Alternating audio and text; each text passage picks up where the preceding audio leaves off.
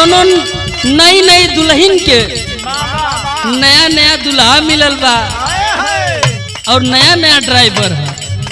सुहाग रात के बात है, कहत हो का हाल का कही पियावा के बिना चलुए इंजन चापता।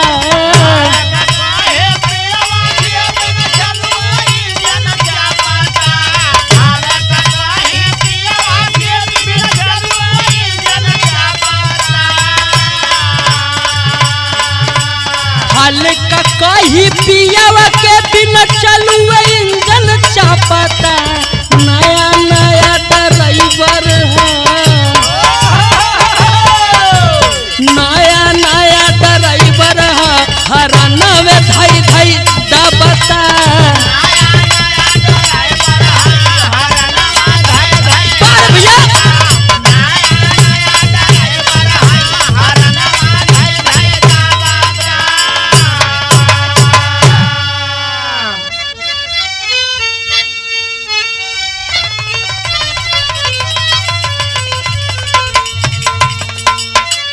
संवरिया रे राम रे हो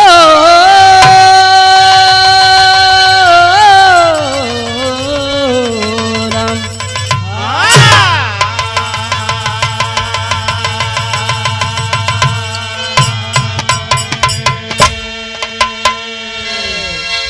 अच्छा भैया, हम गायक कलाकार दीपक यादव लवली स्टूडियो जौनपुर से ई बिरहा समाज चैनल से भेजे तनी। हमके आशा नहीं पूरा विश्वास बा कि आप लोग प्यार दुलार दी जा। अरे वाह, आजकल समाज में बॉयफ्रेंड पटाओ पति को मारो यही ट्रेंड चल रहा है।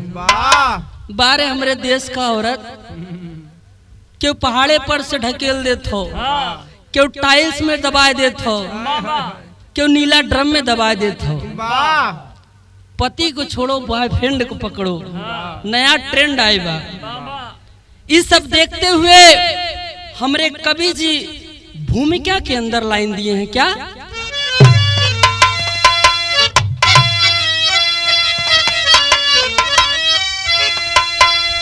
नारी है माता नारी कुमाता, नारी को सदा जग में पूजा जाता।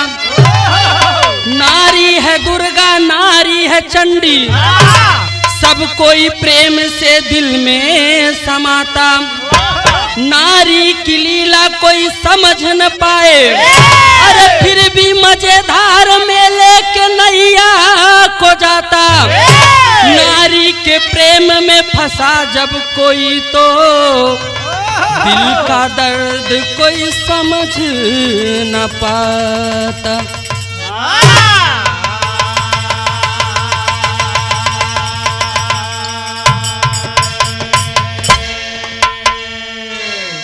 हमारे भारत देश में नारी को ही माता कहा गया है, नारी को ही पत्नी कहा गया है। लेकिन आजकल का औरत एकदम दुनिया समाज सब भ्रष्ट कर दिए हैं। इस सब देखते हुए कवि जी गजल के टुकड़ा में एक लाइन दिए हैं क्या?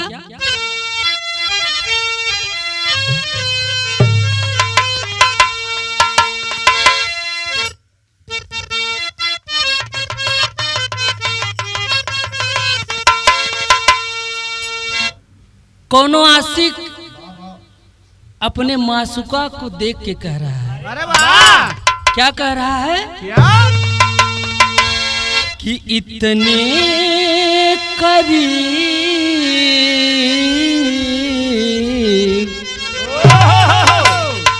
इतने करीब आके दगा दे गई मुझे।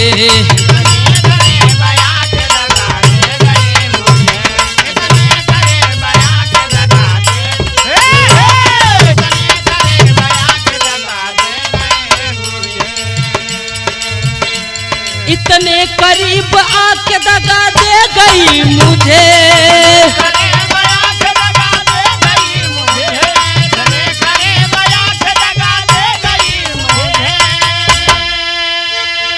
अरे इतने करीब आके दगा दे गई गई मुझे, मैं बुझ रहा था आके हवा दे गई मुझे, मैं बुझ रहा था आके हवा। अरे भैया बाबा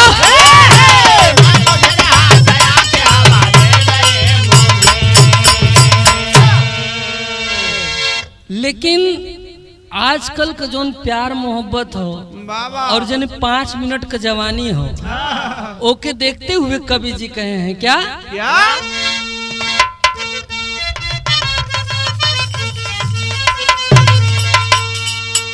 जवानी किसी की ना कभी बांधे बंधेगी, जवानी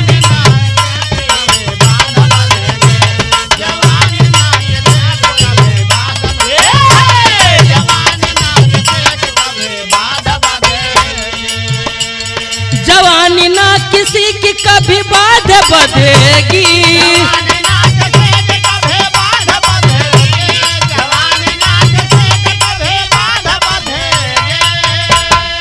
अरे जवानी ना किसी की कभी अरे बांध बंधेगी, जो गिर गया नजर से तो बिस्तर बदलेगी, जो गिर गया नजर से तो बिस्तर।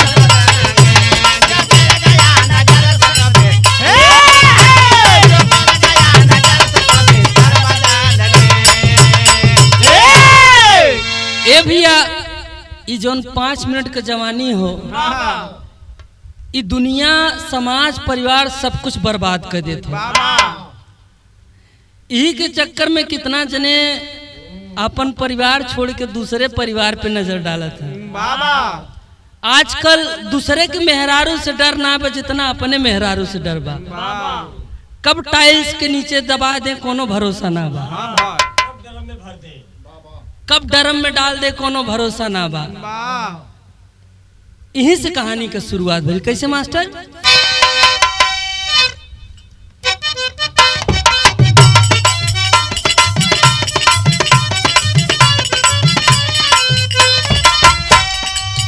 एक औरत अपने पति के लिए क्या है, कवि जी कहे हैं क्या?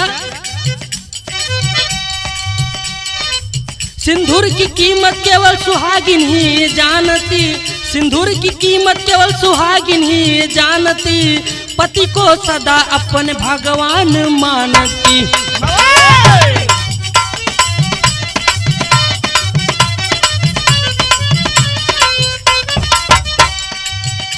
कहानी कहाँ की है?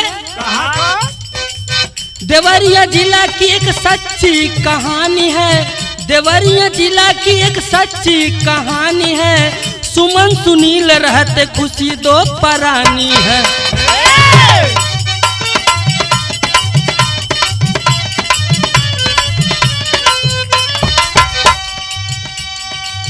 प्यार करके दोनों शादी को किए थे, प्यार करके दोनों शादी को किए थे, देवरिया शहर में एक मकान लिए थे।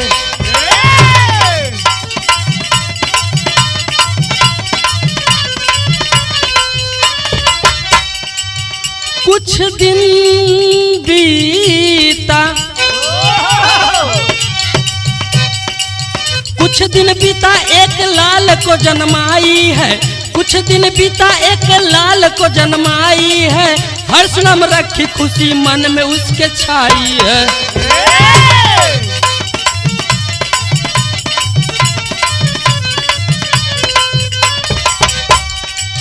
बगल में एक पड़ोसी राकेश रहता था, बगल में एक पड़ोसी राकेश रहता था। सुमन से हुआ प्यार सब दुख को हरता था।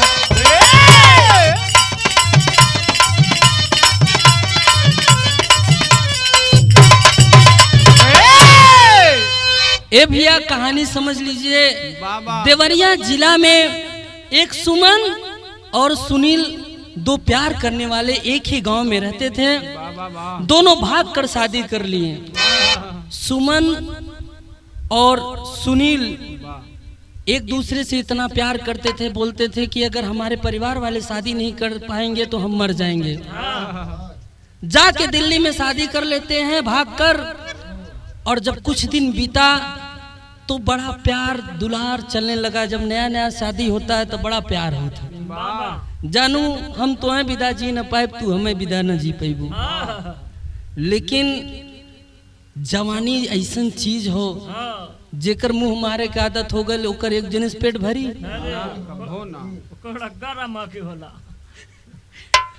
सुमन का प्यार कई लोगों से था लेकिन सुनील नहीं जान पाया। सुमन जब दिल्ली में रहने लगी सुनील के साथ, दोनों एक दूसरे के साथ रहने लगे। एक बच्चा पैदा हुआ जिसका नाम हर्ष बताया गया। छोट का लड़का 3-4 साल का भइल रहल। बगलवे में एक खे राकेश नाम का आदमी ड्यूटी जात रहल, ड्यूटी आवत रहल, वहीं बगलिए रूम ले रहल। वो धीरे धीरे सुनील से दोस्ती बढ़ा ले। सुनील से दोस्ती बढ़ा के घरे में आवे जाए लगल। सुमन देखलिन, कहलिन कि त बड़ा हट्टा कट्टा बा। धीरे धीरे होकर प्यार बढ़े लगल। जब सुनील काम पे चला जाए, ड्यूटी पे चला जाए, तो राकेश वह दिन छुट्टी मार दे। राकेश सुमन के यहाँ आके बैठे 2-2 घंटा 3-3 घंटा वही रूम में आके बैठे। कहे भौजी बहुत तू नगद लागत हो, कल जौन पकौड़ी बनाए रहू, जौन खीर बनाए रहू, खाए एकदम मन मस्त हो गया। उतना भौजी हमार मेहरारू अच्छा ना बनावत। मेहरारून के तो खाली अपन बखान क्यों कह दे बस। आजकल का मेहरारून खाली बखान कह दे, फेसबुक इंस्टाग्राम पे नाचत हैं, खाली लाइक और सब्सक्राइब कह दे, तोहरे ऊपर कूदी जाइए। ए भैया जब सुनील ड्यूटी पे चला जाए, इधर धीरे धीरे प्यार बढ़े लगल। जब प्यार बढ़े लगल, दरवाजा बंद करके दूसर प्यार शुरू हो गए। जब दूसर प्यार शुरू हो गई, चाल में रूम रहल, अगल बगल के कुछ लोग जान गए कि राकेश और सुमन का प्यार का चक्कर चले लगल। ये बात सुनील के पता ना रहल। एक दिन भइल का एक लाइन तर्ज लगल मास्टर।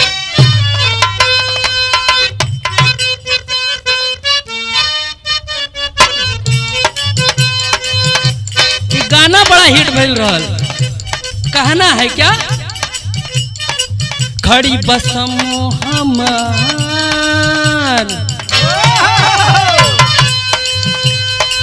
खड़ी बसम हमार गोरिया हया के बैठी जा, खड़ी बसम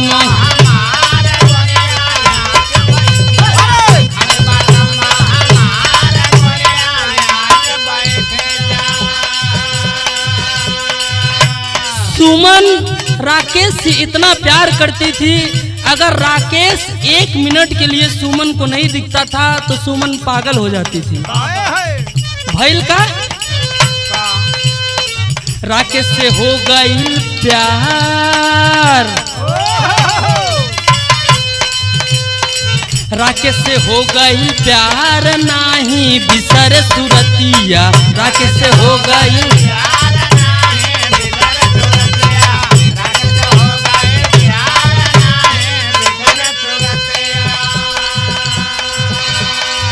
राकेश को जब नहीं देखती थी वो एकदम पागल हो जाती थी। जब उसका छोटा बच्चा स्कूल जाता था तब होता क्या था, अंतरा के लाइन में कहना है।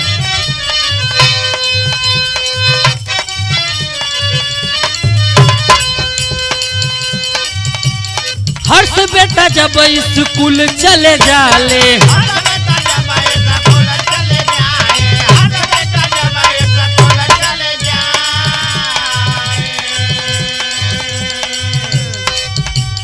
पियावा के नाही बतिया सोहाले,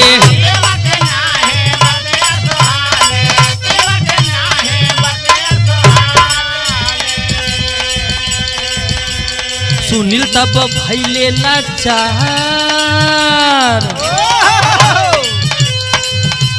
सुनील तब भइले लाचार, नाही बिसर सुरतिया, सुनील तब भइले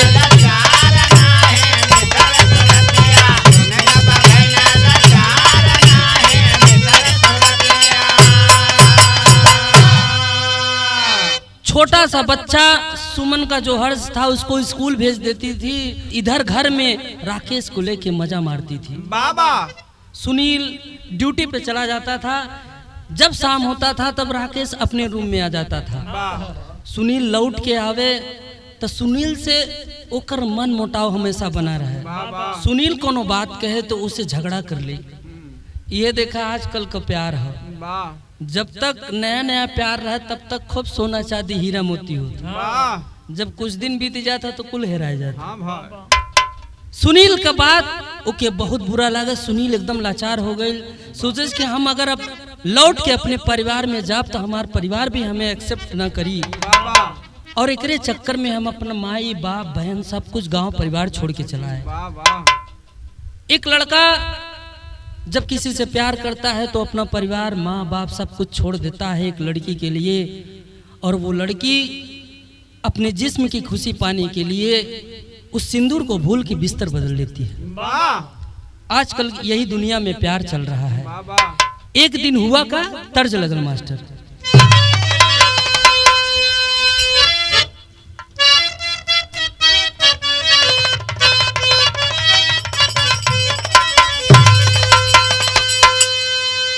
पुराने दादा लोग गावे, किससे गावे मास्टर? अरे आज बड़ेरी बोलई कहा गा हो जाना राजा जी है।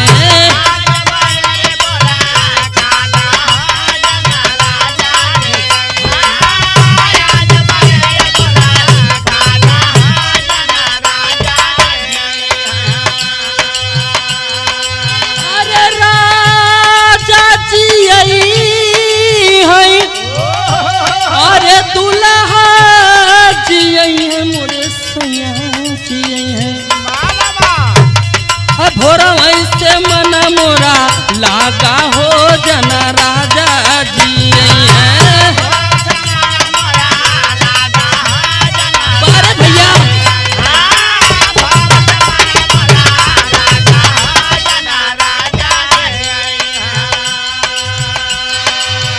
सुमन जब राकेश से प्यार हो गया, अगल बगल के लोग जान गए, फिर भी वो मान नहीं रही है। करती क्या है?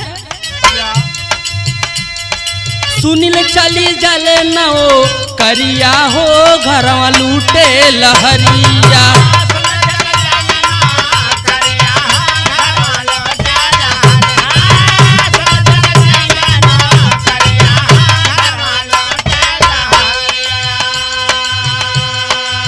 जब राकेश से प्यार करके वो मजा लूट रही है, राकेश बाहर जाके कुछ अपने दोस्तों से बताने लगा कि एक भौजी बा बड़ी मस्त बा, हम उसे प्यार करीला, जैसे मन करत वैसे प्यार करीला।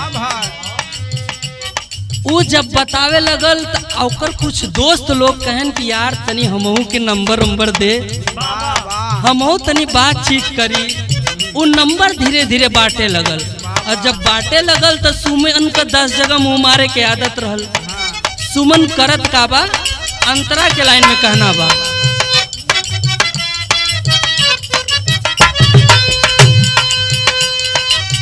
कई मर्दन से करे लगली प्यार हो,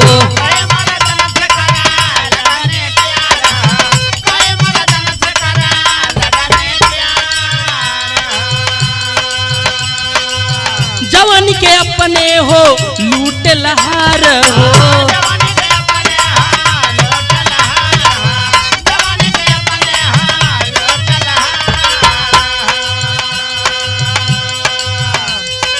पैसा के ना बाफी क्रिया हो घरवा लूटे लहरिया।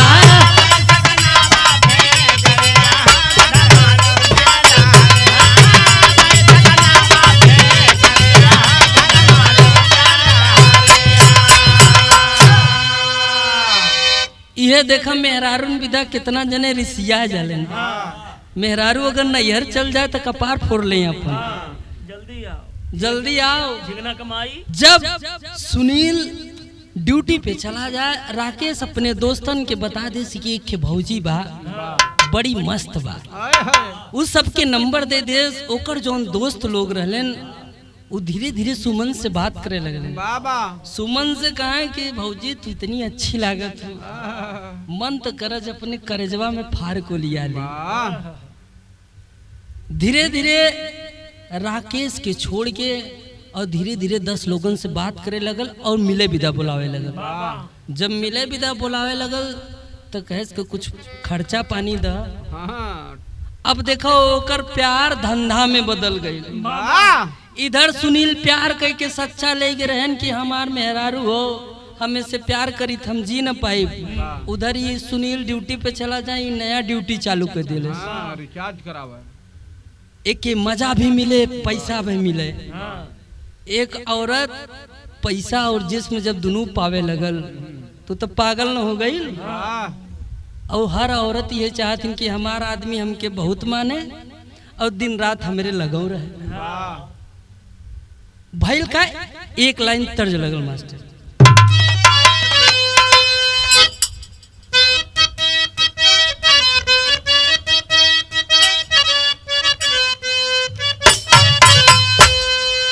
कोनो दुल्हन के दुल्हा परदेश जात रहे और देख देख के मुस्कियाए दुल्हनिया कहता का,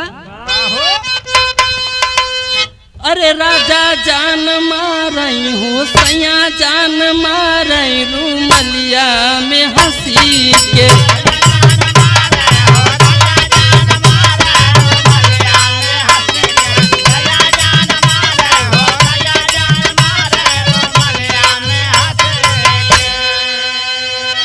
जब सुमन पैसा पावे लगल और जब 10 जने ओकरे रूमे में आवे लगल, हर लड़का के स्कूल भेज दे, ओकर प्यार बढ़े लगल। धीरे धीरे ओकर पूरा एरिया में नाम हो गई।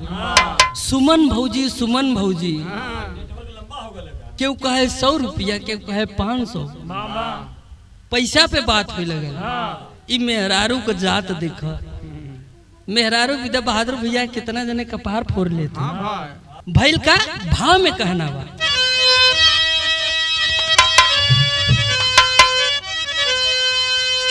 अरे पावे लागल मजा हो, पावे लागल मजा रुपैया हो जम के।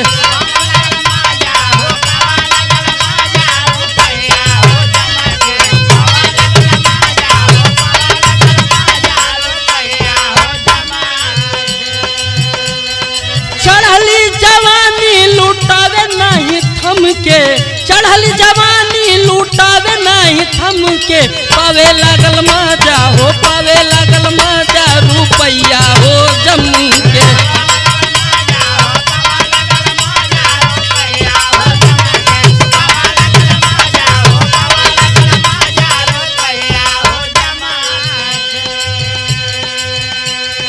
जब मजा पावे लगल, पैसा पावे लगल, तो राकेश के बुला के कहत, हे राकेश एक काम कर, तू हमार नंबर जैसे सबके दे ऐसे फेसबुक इंस्टाग्राम पे डाल दे। इधर लोकल एरिया में जितना लोगन से हमसे प्यार करे के बाद लोग वो नंबर से आई, तू के कुछ पैसा मिले और हमहू के पैसा मिले।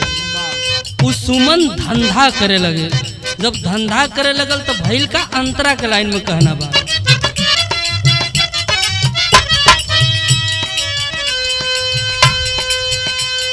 राकेश खूब गहकी लियावे हो लागल।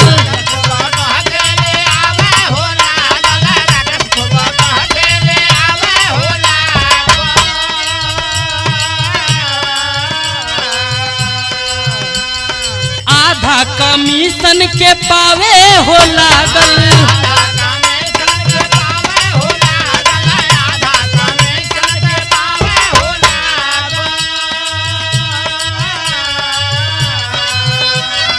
सुमन कहे ग्राहक लियावा खूब हम के।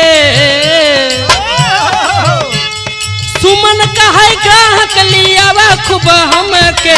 पावे लागल मजा हो, पावे लागल मजा हो रुपया हो जम के।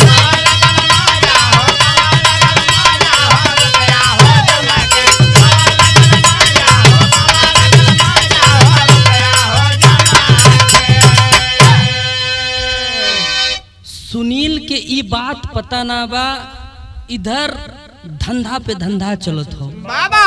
एक एक दिन में 50-50 आदमी आ जाए। अरे वाह, कई हजार रुपया, कई हजार रुपया सुमन पावे लगल। राकेश भी कहेस कि हम आए हैं नौकरी करे, नौकरी छोड़ो भाड़ में जाए। ये बहुत बढ़िया तरीका बा। 500 में 200 रुपया कमीशन रख ले राकेश, ओकर 20% कमीशन रहे। जब राकेश के भी पैसा आवे लगल, सुमन के भी पैसा आवे लगल, तब भैल का टेरी के लाइन में कहना बा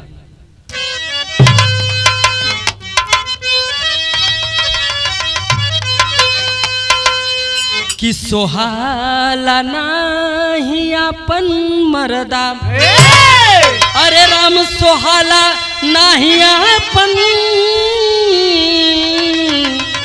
ओ सोहाला नाही अपन मरदा, आग लगी है तन में रोकले ना रोकाला। सुमन के आपन पति सुनील अच्छा न लगत, रोज तकरार होए।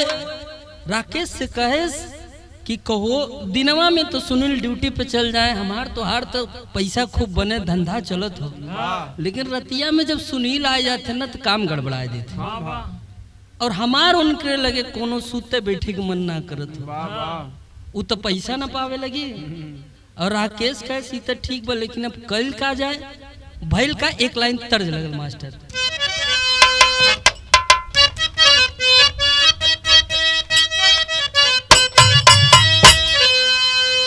गांव के माता बहन जब गांव में बियाह पड़ेला तो 4 दिन पहले में से रतिया में नाचे गावे जाए। हाँ भाई, जब से उर्दी छुआ ले, हाँ जब उर्दिया छुआ ले तो गावे जाए तो नाचे जाए। तो गावे का कैसे मास्टर,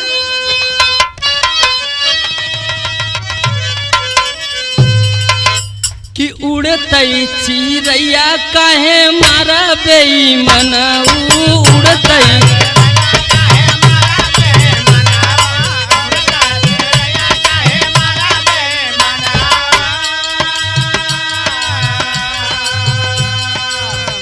ये बात धीरे धीरे पूरा उस एरिया में पता चलने लगा। भइल का धीरे धीरे शहर में शोर होई गईले,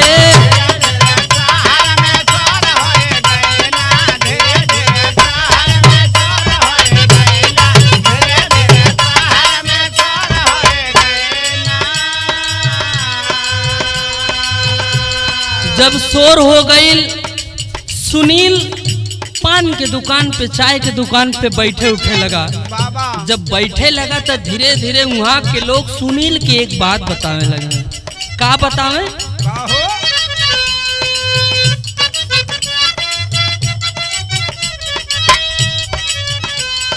सबके सुनील से बतावे लागल बतिया,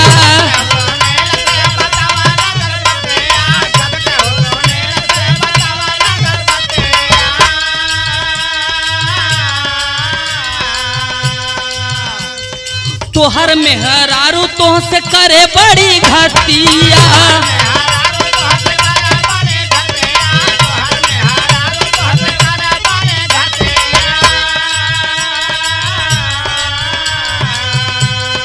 धीरे धीरे बतिया के नाही भूलैले, छोड़ी नवा करिया हो घरे चली अइले।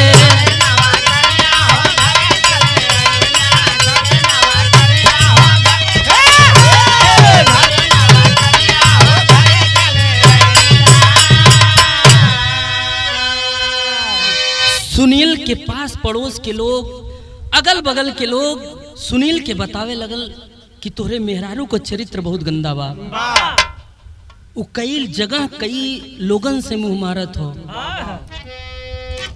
जेकर एक जने से पेट ना भरल तो ओकर कभो केहू की जिंदगी में केहू से न पेट भरी। आजकल का लड़की, आजकल का औरत एकदम चरित्र गंदा हो गई बा। जब सुनील की बात पता चलल, सुनील बड़ा टेंशन में हो के अपने घरे आयल, घर पे रूम पे आयल, सुमन की एक थप्पड़ खींच के मरले। कैस कि तोरे चक्कर में अपने माँ बाप घर परिवार नात रिश्तेदार सब छोड़ के हम चले ली। तू हमसे कहले कि 7 जन्म तक हम रिश्ता निभाई। एक औरत सिंदूर पहनती है तो 7 जन्म तक का रिश्ता होता है, लेकिन आजकल कलयुग में सिंदूर पहनने के बाद कब बिस्तर बदलने कोनो भरोसा ना बा।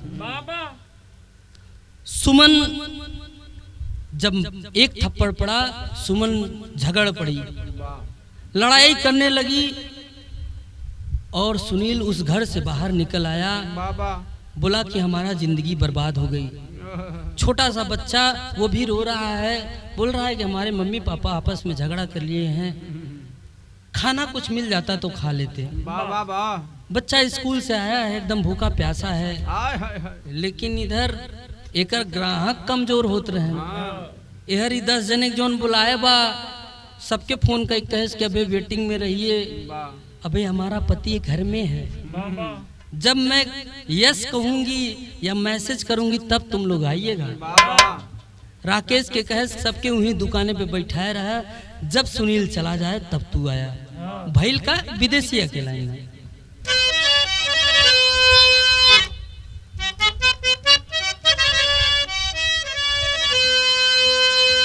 सुनील सुमन से कहता है क्या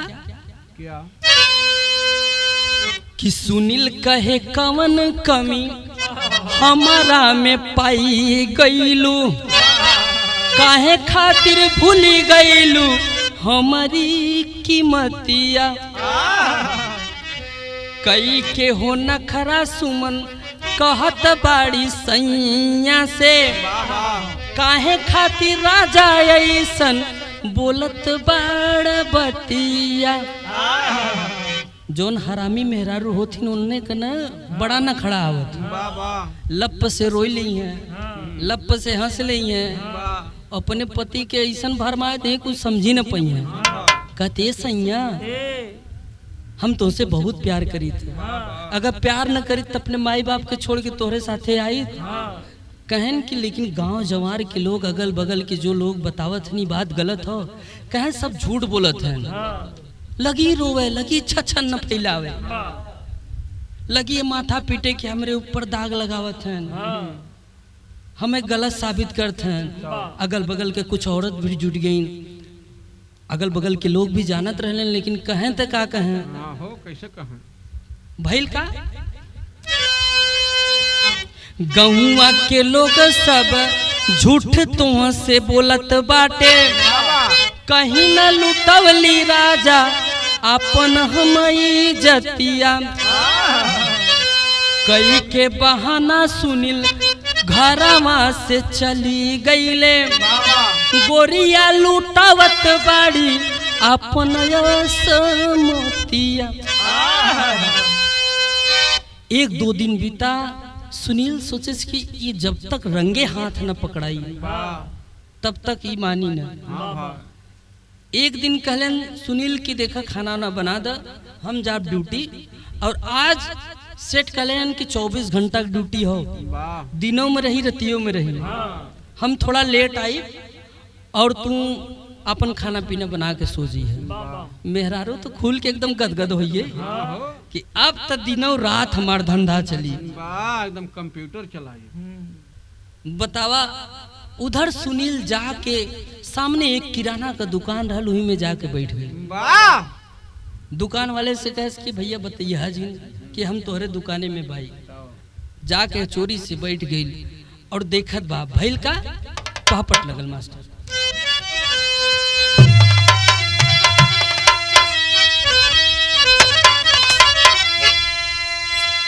सुमन राकेश के फोन कैले बा कि ये राकेश कहाँ बाया, कहाँ 10-20 जने यहाँ एकदम खखुआन है, तोहरे फोन के इंतजार हो तो कब तू आतरा करे यार, समझातरा भेजी पकड़ के बैठल हूँ अपना। और सुमन फोन करके राकेश से कहत का, अरे कई के फोन राकेश से करे बयान जान कब आईबा हो। अरे कई के फोन राकेश से करे बयान जान कब आईबा हो, पति न घरवा बाड़े हो, हमार जान कब आईबा हो।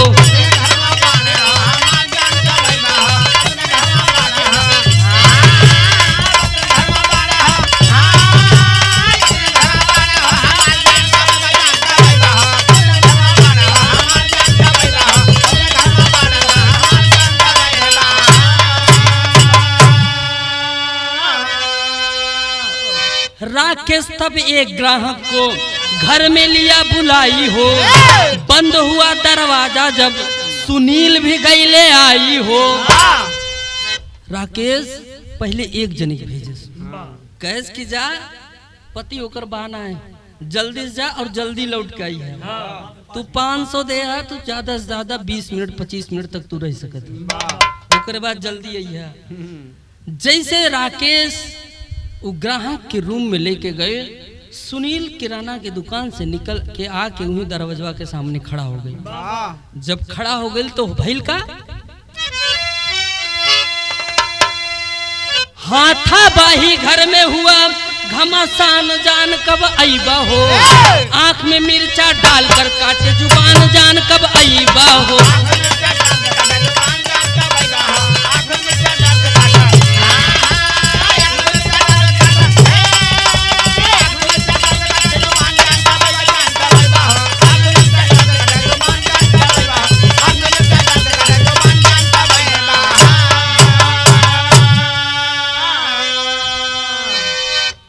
जब देख लिया कि घर में एक आदमी घुसा है, राकेश भी अंदर गया है, सुनील दरवाजा तोड़ने लगता है। बाबा जब तोड़ने लगता है दरवाजा का कड़ी टूट जाता है और सुनील जैसे ही अंदर गया देखा अपनी औरत को उस मर्द के साथ, तब पागल हो गया।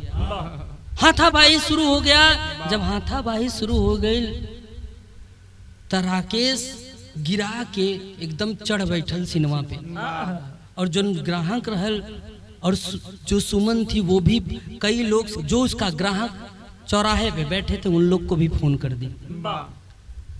3-4 लोग आते हैं, सुनील को दबा देते हैं। सुनील को दबा के और जब लगल छपटिया है तब बगलिया में बूक के मरचा रखल बाबा, सब्जी में डाले विदा, लाल मरचा ओकरे अखिया में डाल देंगे। सोचा एक औरत अपने पति के साथ क्या करती है। जब आंख में मरचा डाल दी, जब चिल्लाने लगा, बगल से राकेश चाकू लेता है सब्जी काटने वाला और उसका जीभ काट लेता है। जब जिबिया काट ले छपटिया छपटिया के सुनील एकदम पागल भइल बा। मने मन सोचत हो कि सुमन तो कि हम सिंदूर पहननी तो से 7 जन्म का वादा कैनी और तू हमसे 7 जन्म का वादा कैलू कि हम 7 जन्म तक तोहार रिश्ता निभाई, एको जन्म ना निभा पौनी। इधर तू पैसा के लिए अपन जिस्म का आग बुझावे के नाते हमार पूरा दुनिया उजाड़ दिलू। देखा वो डाइन कहती है राकेश से कि एक काम करा, अबे इनके दबा के ही रह दा, तब तक जितना लोग बाएं उन्हें एक जनिक भेजत रहा, तब तक 2 पैसा का जुगाड़ हो जाए, इनके तो कहीं न कहीं रात हो जाए तो फेंक दे। देखा एक औरत अपने पति के साथ का करत हो और एकदम सुनील तड़पत हो। जब तड़पत हो तो मने मन सोचत हो, अल्लाह के लाइन में कहना बा,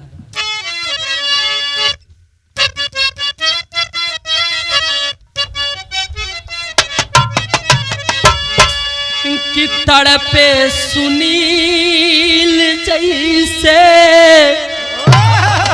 कि तड़पे सुनील जैसे पानी बिन मछरिया ये भैया।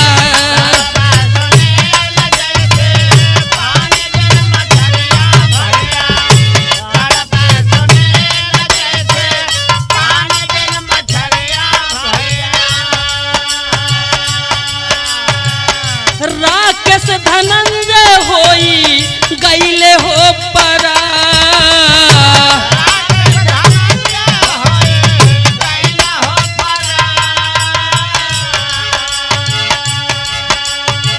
सुमंता बच्चा को लेके काटे हो नटैया ये भैया।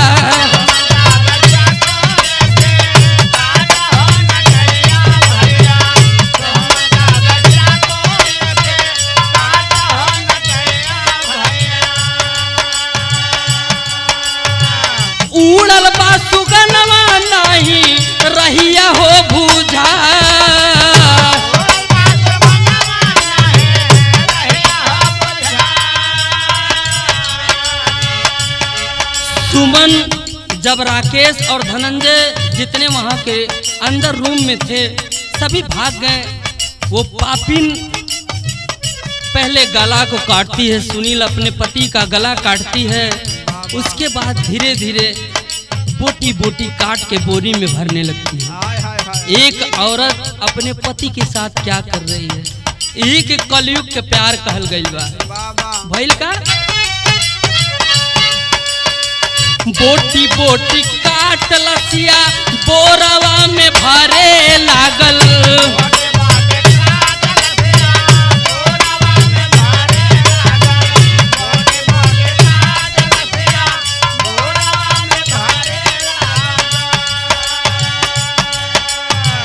बगल के लोगवा तब जुटले वहीं बा।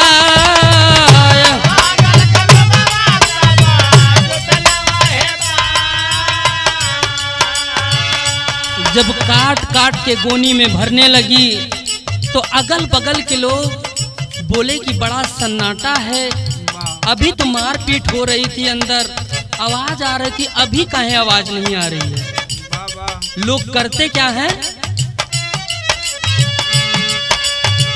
तोड़ी दरवाजा तब पुलिस के बोलवले भैया।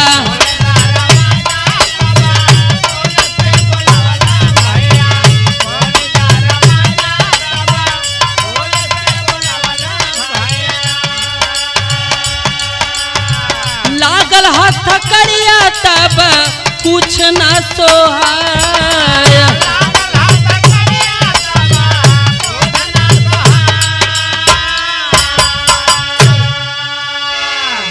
अगल बगल के लोग जब दरवाजा तोड़लेन उपापिन अपने पति के काट काट के बोरा में भरत रह। कुछ लोग देख लेन बेहोश हो गए लेन, और कुछ लोग फोन करके पुलिस के बुला ले लेन। बाबा जब पुलिस के बुला ले लेन उपापिन के पकड़ के हाथ में हथकड़ी लगा ले लेन। छोटा सा बच्चा रोवत हो कि मम्मी के हमरे कहाँ लेके जाता है, लेकिन ओकरे कुछ समझ में ना आवत हो। वो लड़का रो के कहत हो का खड़ी के लाइन में कहना बा,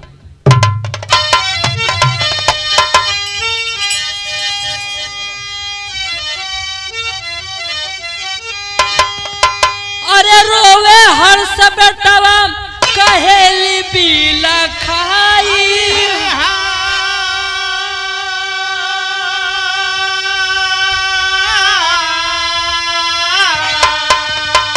कि काहे खातिर माई हमर, कि काहे खातिर माई हमर बनलू कसाई हो, काहे खातिर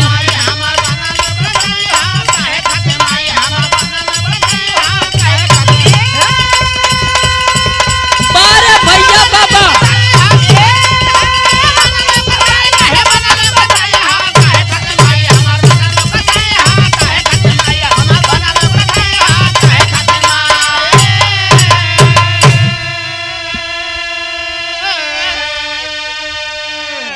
छोटा सा बच्चा रो रहा है। बाबा कहते है माई बाबू के तो मार दिलू, तू तो इतनी बड़ी कसाई बन गईलू, तू तो जेल में चल जाबू, हमार का होई। उपापिन की रच को दया नहीं आवत हो, कहना हो का हवस के अगिया में जरली हर जाई, केहू के न मिले पंचो ऐसन लुगाई।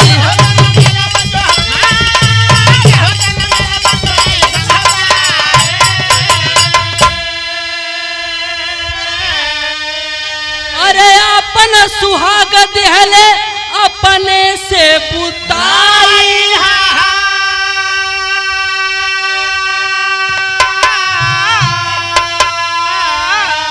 काहे खातिर माई हमर बनलू कसाई हो, काहे खातिर माई हमर। ई जवानी जो 5 मिनट का खुशी हो, जेके बिस्तर बदले की आदत हो गई, वो अपन जिंदगी तो बर्बादे करी, लेकिन लोगन का भी जिंदगी बर्बाद कर दी। कहना है क्या आजीवन कारावास होई गईले वही छनावा। अरे भाई ले अनाथ देखा आखी के रतनावा।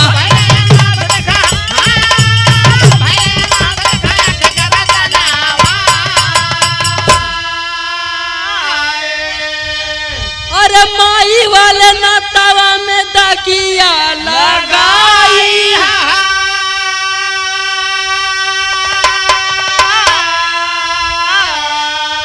काहे खातिर माई हमर, काहे खातिर माई हमर बनलू कसाई हो। काहे खातिर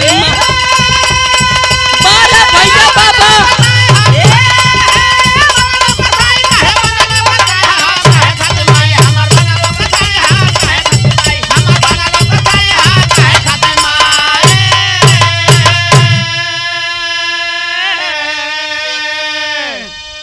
अपने देश के लड़किन और औरत से हाथ जोड़ के विनम्र निवेदन बा, अगर केहू का घर बसा न सकत केहू का घर उजाड़ा मत।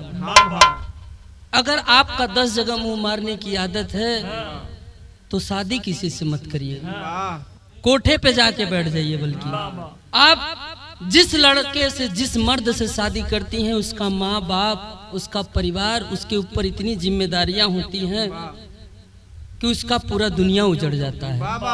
आजकल का औरतन के ऊपर विश्वास करे के लायक ना बा।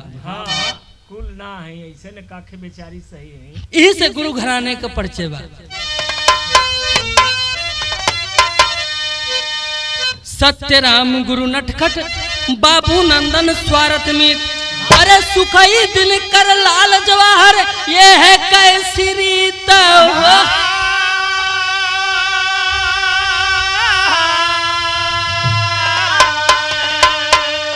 सोहाला नाही अपन मरदा, दीपक दयाराम के प्रीत में ना बा परदा। सोहाला नहीं